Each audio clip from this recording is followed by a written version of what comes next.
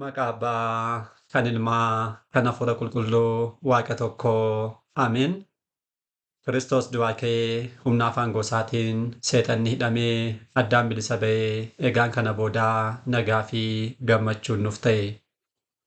Du'a isaatiin du'a keenya kan balleessee, du'aa ka'uu isaatiin immoo du'aa ka'umsa keenya kan mirkaneessee gooftaa keenyaaf fayyisaa keenyaa Iyyasuus Kiristoosiif galannii fi ulfinni guddaan isaaf haa ta'u. Sagalee kana kan dhaggeeffattan maatiiwwan Waaqayyoo, ijoolleen haadha keenya qulqulleettii Dubroo Maariyaam bakka adda addaa kan jirtan hundumti keessan maqaa gooftaa keenyaa fayyisaa keenyaa Iyyasuus Kiristoosiin nagaan isin gaafadhaa. Akka isaatii bakka jirtaniitti akkam bultanii, akkam ooltanii, akkam galgaleessitanii. Ameen. Galateeffamuun amala uumaa keenyaa fayyisaa keenyaa Sillaasee kan ta'e maqaan isaa baddaa samii irratti afaan qulqulloota ergamoota isaatiin afaan qulqulloota abbootii keenyaa harmoolii keenya hundumaadhaan kan galateeffamu qulqulluu kan ta'e maqaan isaa nu birattis guddaa kan galatoomee fi kan ulfaate nuuf haa ta'u. Deessuu gooftaa keenyaa haadha hunduma keenyaa qulqulleettii Dubroo Maariyaam qulqulloota ergamoota Waaqayyoo qulqulloota abbootii keenyaa harmoolii keenya hunduma isaaniidhaafis akka kennaa isaaniitti galannii fi ulfinni guddaan isaaniif haa ta'u. Egaan maatiiwwan Waaqayyoo koorsii keenyaa qo'annaa kitaaba qulqulluudhaan boqonnaa 6ffaa gaaffilee kitaaba qulqulluutti ka'anii fi deebiiwwan isaanii kan jedhuun barumsa keenyaa jalqabne akka jedhu ni beekama. Obbolaawwan barumsa kana barachaa jirtan akkuma yaadattan kutaawwanii darban keessumattuu kutaa lama kan baranneen jechuudha. Kutaa sadaffaadhaa fi kutaa afuraffaadhaan. Gaaffilee warreen shanii eetistoonni kitaaba qulqulluutti kaasan kan jedhuun gaaffilee muraasaa kaasnee gaaffii isaaniidhaafis immoo deebii kan ta'u isaanumti qorannoodhaan kan isaan argatan ibsineetu jira jechuudha. Isaan kitaaba qulqulluu falmuudhaaf qorannoowwan adda addaa kan isaan kaasan kitaaba qulqulluu keessaa seenaawwanii fi wantoota adda addaa raajiiwwan gurguddoo kaasuudhaan kun hin raawwanne, kun sirrii miti, kun sobadhaa kan isaan jedhan deebi'ee qorannoo mataa isaaniidhaan haala kamiitiin akka inni mirkanaa'e ilaalleetudha kan dhaabbanne. Keessumattuu maal jenneerra qorannoowwan kana kanneen gaggeessan keessaa tokko qorannoowwan arkooloojiidhaan wantoonni argaman tokko iyyuu kitaaba qulqulluun faallessine argannoowwan kun warreen kitaaba qulqulluu qeeqan faallessu jechuudhaan eetistii kan ta'e. Qorataanii arkooloojii tokko dhimma kana dubbateerannu. Amma ammaatti qorannoowwan argamaniidhaan seenaawwanii fi raajiiwwan kitaaba qulqulluu jiran dhugummaa isaaniitu mirkanaa'e malee faallaa kanaa warreen kitaabicha falman akkuma isaan jedhan sana qorannoowwan sun dhimma sana kan mirkaneessan miti jechuudha. Kanaaf kitaabni qulqulluun dhugummaa isaa kan inni dubbatu dabalataan warreen akka Toomaasii osoo hin argin namannu jedhaniin fa'is immoo kunoo wantoonni akkas akkasii kun ni jiru jennee kana barachuudhaan ture kan dhaabbanne. Guyyaa har'aas immoo akka fedhaa fayyaa Waaqayyootti barumsa kanatti fuudhaan kutaa 5ffaa barumsichaadhaan gaaffilee alagoonni kitaaba qulqulluutti kaasan kan jedhu kan baanudha kan ta'u. Waaqayyo abbaan keenyaa akkuma yeroowwan darbanii har'as nu gidduutti argamuun fedhaa fi eeyyama isaa nuuf haa ta'u. Egaan alagoota kan jenne Sillaaseetti warreen amanneedha. Yaa dursinee barannee waan ta'eef guyyaa irraa haala salphaatti ollaa keenyatti kan argannu musliimota fudhachuu dandeenya. Isaan akkasiidha alagoota kan jennu. Egaan namoonni akkasii kun kitaaba qulqulluurratti gaaffiiwwan isaan kaasan warreen gurguddoodhaaf beekamoon isaan kana sadanidha. Keessumattuu guutummaa isaan jechuu dandeenya. Kitaaba qulqulluutti falmi isaan kaasan falmiiwwan kana sadanidha. Kan jalqabaa maal jedhu kitaabni qulqulluun jijjiirameera. Kitaabni qulqulluun jijjiirameera nuun jedhu. Kan lammaffaa immoo kitaabni qulqulluun saayinsii ni faallessaa jedhu. Kan sadaffaa immoo kitaabni qulqulluun walii isaatii wal faallessaa jechuudhaan yaada kanaaf amantaa kanadha kitaaba qulqulluu kan isaan qabani. Kanaaf walumaa galatti barumsa kanaan kan barannu qabxiiwwan kan sadan jechuudha. Kitaabni qulqulluun dhuguma jijjiirameera kan jedhu sababa isaan dhiyeessan kaasne kitaabichi dhuguma akka hin jijjiiramin immoo ragaawwan dhiyeessuudhaan ni ibsina. Tartiibaan tokko tokkoon ilaalaa deemnaa jechuudha. Gara dhimmichaatti haa dabarru kan jalqabaa naa eegallu. Kan jalqabaa kitaabni qulqulluun jijjiirameera jedhu. Egaan falmii alagoonni dhugummaa kitaaba qulqulluutti kaasan keessaa inni jalqabaadhaaf inni guddaan isaan kaanis immoo of keessatti haammachuu kan danda'u isa kanadha. Maal jedhu kitaabni qulqulluu dhugummaan isaa jijjiirameera yookiin immoo walitti makameera jedhuun. Dhugummaan isaa jijjiirameera hin jiru. Dursee raajonni kan barreessan waaqayyo karaa abbootii adda addaa kan dabarse guyyaa har'aasa miti jijjiirameetu qabattanii jirtu jechuudhaan dubbatu. Dhugaa dubbachuudhaaf ilaalchi kun barsiisaa quraanaadhaanis ta'e akkasuma musliimota warreen duraa waliidhaan kan wal faallessu yoo ta'e iyyuu musliimonni bara keenyaa kun garuu baay'een isaanii ilaalcha maalii qabu? Raajiiwwan Mohaammeediif dubbataman keessaa balleessuudhaaf jecha Yihuudoonnii fi Kiristaanonni kitaaba qulqulluu jijjiiranii jedhe. Raajiiwwan Mohaammeediif dubbataman keessaa balleessuuf jecha Yihuudoonnii fi Kiristaanonni kitaaba qulqulluu jijjiiraniiru jedhu. Kanaafidha yeroo baay'ee maal jedhu kitaabni qulqulluu walii isaatii wal faallessachuudhaan caqasa adda addaa walitti qabuudhaan yeroo isaan dubbatan ni agarra. Kitaabni qulqulluu saayinsiidhaan ni faallessachuudhaan kan saayinsiif kan kitaaba qulqulluu qabuudhaan kan isaan dubbatan hundumtu yaada isaanii hundeedhaaf sababa ragaa hin qabne kana mirkaneessuudhaaf jecha hundumaa kan isaan xaaranii dhabuunis. Namoonni kun dhuguma kitaabni qulqulluun jijjiiramee kan jiran ragaa qabaatanii osoo hin taane yaada quraanni sirriidha kan jettu qabatanii waan jiraniif ishee kana fiixaan baasuudhaaf qofadha. Quraanni sirriidha. Quraanni sirrii ta'e immoo maal ta'uu qaba? Kitaabni qulqulluun soba ta'uu qaba. Kanaaf kitaabni qulqulluun soba ta'uudhaaf jijjiirameera kan jedhu jiraachuu qaba. Jijjiiramummaas agarsiisuudhaaf immoo maal gochuu qabu? Kitaaba keessaa caqasa lama fuudhuudhaan wal bira qabanii kun isa kana faallessaa, kun dhimma kanaa kana dubbataa, kun akkasidha jechuudha yeroo hundumaa. Dhamaatii hundeedhaaf ragaa hin qabne yeroo isaan dhamaan ni agarraa jechuudha. Haa ta'u malee garuu dhugaa dubbachuudhaaf ingirii quraanni sirriidha jechuudhaaf akkasumas kitaabilee amantaa kamiyyuu dhugaadha jedhanii amanuudhaa fi namoonni biroonis akka amanan taasisuudhaaf dura kitaabichi dhugaa ta'uusaa ragaadhaan mirkaneessuun dirqamadha. Obbolaawwan kun kan jalqabaa quraanni kun dhugaa ta'uu ragaadhaan mirkaneessuu hin danda'ani. Kan lammaffaa immoo kitaabni qulqulluun jijjiiramuusaa ragaadhaan mirkaneessuu hin danda'an. Egaan akkuma beekamu quraanni gara addunyaa kanaatti kan dhufe barreeffamee kan beekame jechuudha. Kitaabni qulqulluun barreeffamee erga raawwatee booda waggoota 600 boodadha. Kitaabni qulqulluun barreeffamee kan xumurame jaarraa jalqabaa keessadha. Inni kun immoo biyyaansi jechoonni isaa kan dhufan jaarraa 7ffaa keessadha. Kan barreeffaman garuu boodadha jaarraa 8ffaadha isaa boodadha kitaabni kun quraana jedhamee barraa'ee kan ba'e jechuudha. Innaatti maal jedhu quraanni kun kitaaba qulqulluu ragaa dhugaa taasisuudhaaf ilaaluudhaaf kitaaba qulqulluu ittiin marmaruudhaaf kan dhufedha. Kuni loojikiidhaa fi ilaalcha sirrii kan faallessuudha. Maalidhaa? Yoomiyyuu taanaanii dhimma afuuraa ilaalchisee wanti booda mul'atu dhugummaan isaa kan dursee mul'ateen madaalama malee inni dursee mul'ate isa booda mul'atuudhaan hin madaalamu. Kana jechuun maal jechuudha? Kitaabni qulqulluun quraanaan yoo xiqqaate waggoota 600 dursa. Innaa quraanatu kitaaba qulqulluudhaan madaalama malee booda kan dhufe waggaa 600 booda kan dhufe quraanni kitaaba qulqulluu madaaluu hin danda'u ba'uunis. Kana musliimonni hin beeku. Garuu dhugummaa isaa fudhachuu waanta hin barbaanneef yeroo hundumaa dhugaa kana dhoksuudhaaf yeroo isaan itti yaalan ni agarra. Inni kun garuu dhugaa jirudha. Inni dura dhufee isa booda dhufe sana qulqulleessee maalummaa isaa adda baasa malee inni amma dhufe kana gochuu hin danda'u.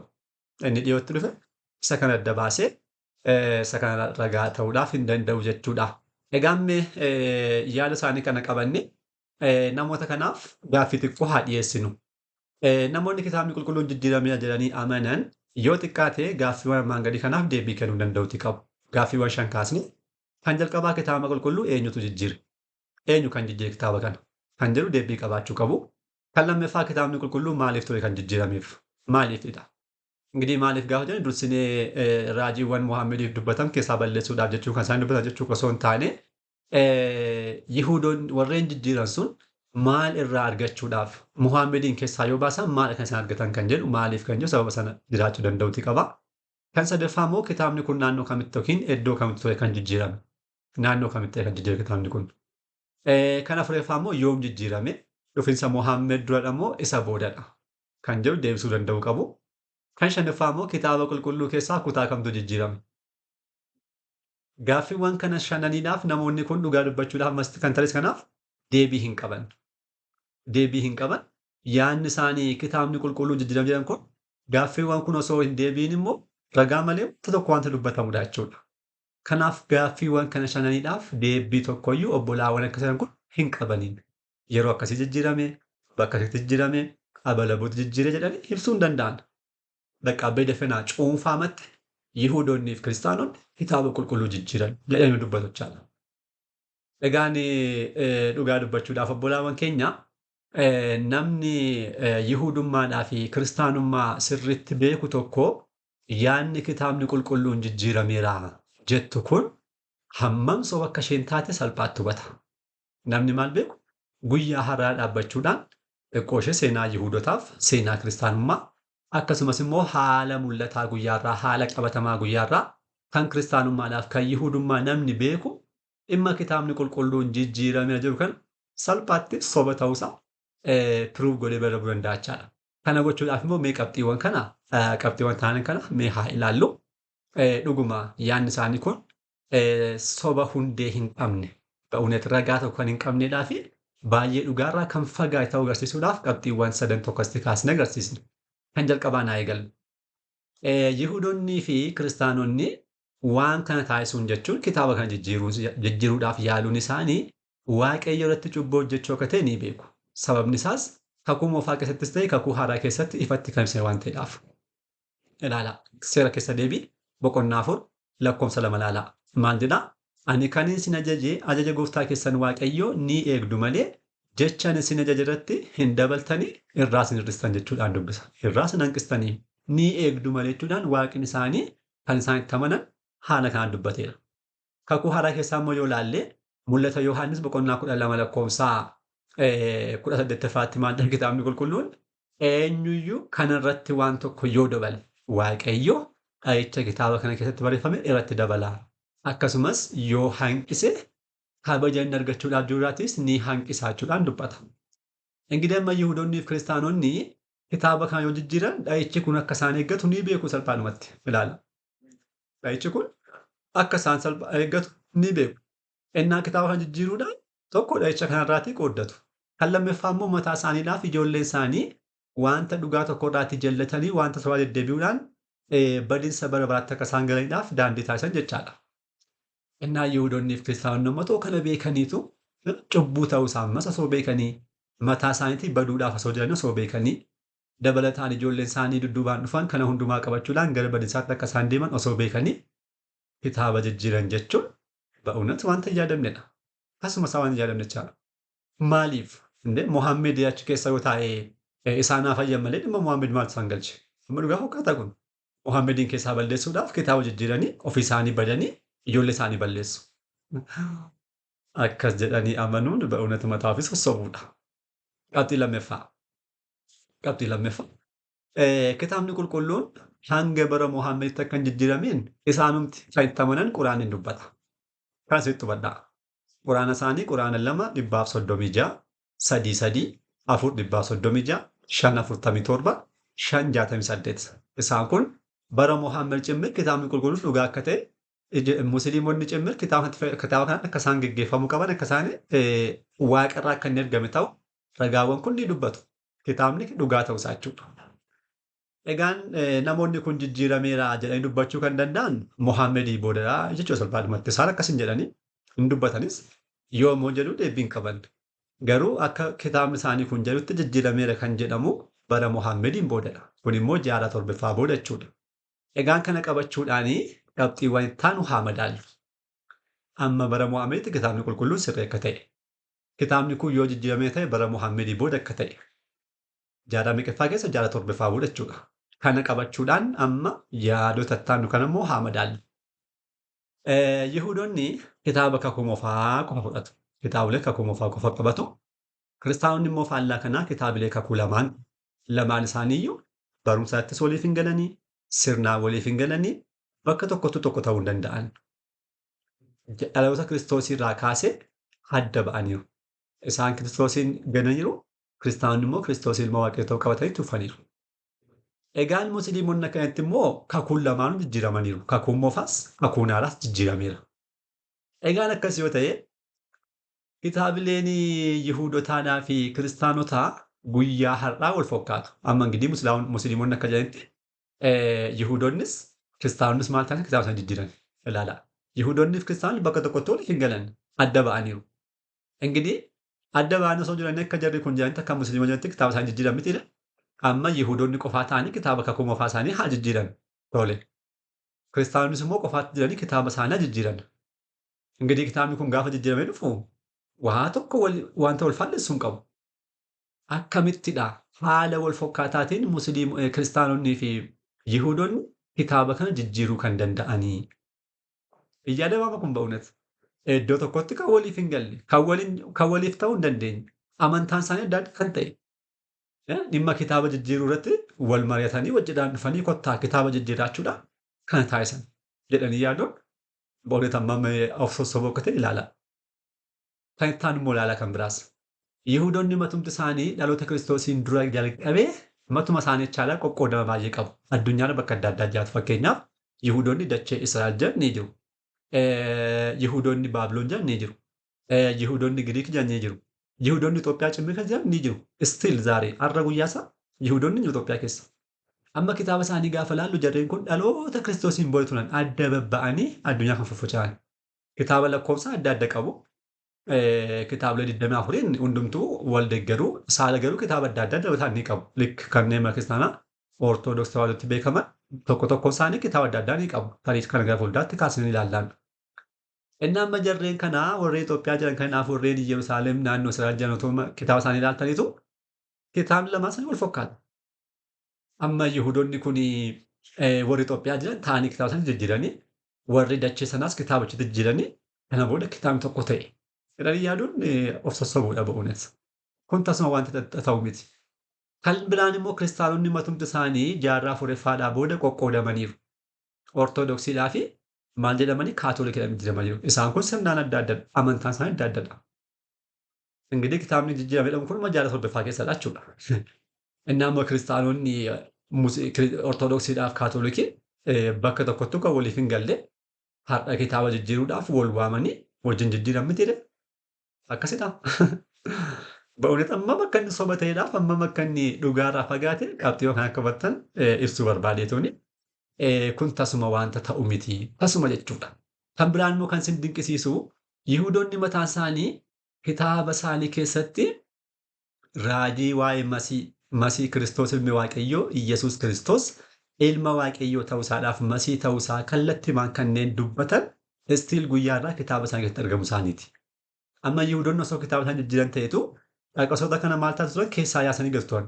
Fakkeenyaaf haa ilaallu. Faarsaa 21 irratti lakkoofsa 14 kaasnee 18 saroonni na marsanii walga'ii isaanii dhaabanii jechuudhaan kan dubbate kallattimaan Kiristoosiifidha. Darbee Isaayyaas 7:14 maqaa isaa cimmir waamuudhaan durboonni ulfooftee ilman deessii maqaan isaa jedhama Amaanu'eel jedhama. Iyyesuus jedhama kan jedhamu. Kun Kiristoosiin kallattimaan kan barreeffamedha. Isaayyaas 9:6 beektuu mucaan dhiiraanuuf kennameera. Maqaan isaa dinqii waaqa jabaa jedhama jechuudha. Waaqummaa isaa ibsaa. 53 beektuu. Daani'eel 6:13 beektuu. Mikiyaas boqonnaa 5 lakkoofsa lammaffaatti beekamti kanatu ni beektuu. Zakkaaraas 2:10 beektuu. Isaan kun Yihuudoonni dhuguma ba'uunet otoo kitaaba isaanii jijjiiran ta'eetu dhimma Mohaammed dhiisaatu sirriitti kitaaba isaanii keessaa baasuu kan isaan danda'an eenyuun ture? Iyyasuus Kiristoos kana ture caqasaa ture. Istiil garuu kitaaba isaanii akka isaan hin jijjiirre kan agarsiisu dhaqasoonni kun kitaaba keenya keessatti ni argamu. Kitaaba isaanii keessattis immoo ni argamu. Garuu Kiristoos hin fudhatan. Kitaabni isaanii garuu isaanitti murteessaa jira jechuudha. Innaa Mohaammeediin keessaa baasanii Kiristoos ilma Waaqayyoon akkasitti fudhatanii. Jalqaba Yihuudoonni kan jibban Kiristoosiinidha malee Mohaammeediin namni isaanii miti. Kiristoosiin baay'eetti jibbu ba'uunet. Baay'eetti jechaadha. Kan fannisan sana waan ta'eedhaaf. Innaa kitaaba isaanii hin jijjiirree wanta jijjiireef kun caqasoonni kun jechaadha. Kanaaf akkas jedhanii yaaduun ba'uunet baay'ee of sossobuudha. Kan sadaffaadhaaf inni baay'ina isin dinqisiisu immoo qabxii kanadha. Qabxiin kun baay'ee nama dinqisiisa. Kitaabileen jaarraa afuraffaadhaa fi shanaffaa keessaa Ingidihi jaarraa afuraffaa shanaffaa jechuun Mohaammeediin ibsuudhaan jechaadha. Kitaabileen harkaan barreeffaman ni jiru. Bara sana maxxansii waan hin turreedhaaf kooppii peestii gochuu hin jiru. Harkaan kanneen barreeffaman kitaabilee harkaa kan jedhaman ni jiru. Maqaan isaanii koodeksii jedhamu. Koodeksiiwwan kun kallattiimaan hiikkaan isaanii kitaabilee harkaan barreeffaman jechuudha. Koodeesiiwwan kana keessaatu warreen bebbeekamoo sadiin jiru. Isaan kana bal'inaan gara fuulduraatti ni kaasna. Waa'ee shakkitootaa gaafa kaasnu kitaabilee kan bal'inaan ni baranna waan ta'eef asitti qabxiiwwan muraasa kaasuu kan barbaanne qofa hubadhaa. Koodeksiiwwan sadii haa kaasu. Koodeksiin jalqabaa koodeksii saayinaatiikes kan jedhamu, koodeksii lammaffaan immoo koodeksii vaatikaanesii fi koodeksiin kan sadaffaa immoo Aleksaanderiyees kanneen jedhamanidha. Kitaabileen kun kitaabilee harkaan kallattiimaan harkaan barreeffamuudhaan kanneen galagalfamanidha. Kitaabileen kun guyyaa har'aa kan itti fayyadamaa jirru kitaaba qulqulluu keenyaan gaafa ol baqamnee ilaallu jijjiirama tokko tokko hin qaban. Lamaanuu wal fakkaatu. Waa tokko bakka tokkotti waliin faallessan. Kitaabni qulqulluu kan itti fayyadamnu guyyaa har'aas harkeenyaa jira. Kitaabileen kun immoo harkaan kan barreeffaman istiil guyyaa har'aa ni argamu. Ni argamu. Eessatti argattu? Koodeksii saayinaatiikes mana kitaabaa Petersberg Imperiyaal keessa akka jirru ni beekama. Koodeksiin Vaatikaanis immoo mana kitaabaa Roomaa Vaatikaan ni jira. Kan sadaffaan koodeksii Aleksaanderiyees immoo mana kitaabaa Biriitish Loondon keessatti istiil guyyaarraa yeroo sana kan barreeffaman kaawwamanii hundumtuu daawwachaa jira. Egaa kitaabileen sunii fi jijjiirameera kan jedhamu jaala torbaffaa booda kan jiru kitaabni qulqulluun keenya istiil wal fakkaatu akkumadha jechuudha. Inni iddoo kamitti dhaaba uunati kitaabni kun jijjiiramuu kan danda'e. Obbolaa keessatti hubadhaa ba'uunatannaa. Qabxiiwwan sadeen maalti kaasne kun sirriimatti kitaabni qulqulluun akka hin jijjiiramin kan nu hubachiisanidha. Namni kamii seenaas dubbisee haala qabatamaa guyyaa har'aa fi kitaabilee jaarraawwan duraa keessa harkaan barreeffamanii guyyaa irra jiran kanas dubbisuudhaan dhugummaa kana sirriitti salphaatti hubachuu danda'a. Salphaatti hubachuu danda'a. Musliimoonnis wanta kana ni beeku dhugaa dubbachuudhaaf hin beeku. Hin beeku seenaa Yihuudootaa hin beeku seenaa Kiristaanotaa hin beeku yaa liqaawwanti isaanii caalaa ni beeku beektonni isaanii immoo. Garuu maalidhaa? Kaayyoon isaanii quraanni dhugaadha kan jettu qofa waan qabaniidhaaf dhimmoota kana dhaga'uus hin barbaadanii fudhachuus immoo hin barbaadan. Falmiidhaaf qofa waan ta'eedhaaf yaadni isaanii yeroo hundumaa wanta deebiitti kenname qabachuudhaan har'as booris isuma har'as booris isuma. Bisiya meeqatti ilaanneedhaaf har'as booris isuma qabatanii deddeebi'ochaadha. Bargi nuti kiristaana mataanitti gaaffii isaanii hundumaadhaaf deebiin laannaa fi garuu wanti nama gaddisiisu dhalli isaaniituma irra deddeebiidhaan kan isaan gaafatan falmiidhaaf malee beekuudhaaf akka hin taane gaafa ilaallu immoo nama gaddisiisa. Nuti garuu addan kunnu warreen dhugaatti fokkaachuudhaan jajjajiran bulaawwan baay'ee waan hubataniidhaaf deebii kan hundumaa yeroo hundumaa ni ilaannaa jechuudha. Innaa kitaabni qulqulluun jijjiirameera kan jedhu kun haala kanaatiin soba ta'uusaa mirkaneessinee darbuu barbaanna. Qabxiin lammaffaan immoo kitaabni qulqulluu saayinsiidhaan ni faallessaa kan jedhudha gaaffiin isaa inni lammaffaan isa kana kutaattaanuun qabannee dhiyaanna. Har'aaf asumatti nu haa ga'u abbaa sagalee kanaa kan ta'e waaqayyo gooftaa keenyaaf galanni ulfinni guddaan isaaf haa ta'u.